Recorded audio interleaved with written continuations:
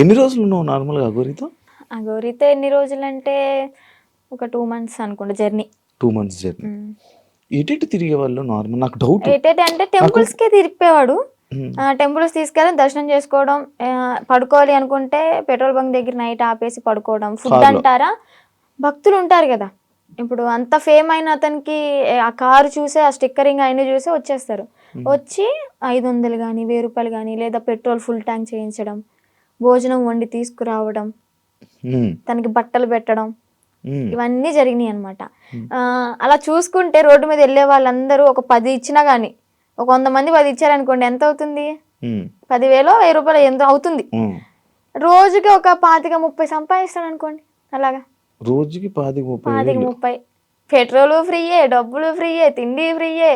ఇంకేముంది, AC on చేసుకుని చల్లగా కూర్చుని తోలడం. రోజుకి 25,000-30,000 పడిపోయి నేనే కదా, నేనే పక్కన కూర్చున్నా కదా. లెక్కెట్టేదానంటే ఒక్కసారి అనుకుంటే కౌంట్ చేసా మనీ మొత్తం. అంటే ఓన్లీ గుడ్లకి వెళ్ళడం, పెట్రోల్ బంక్ పడుకోవడం అంతే. అంతే. ఇంకా ఇల్లు సపరేట్ ఏమి ఉండేవి కావు. ఏముండేవి. ఈ 2 months లో నువ్వు లేవు.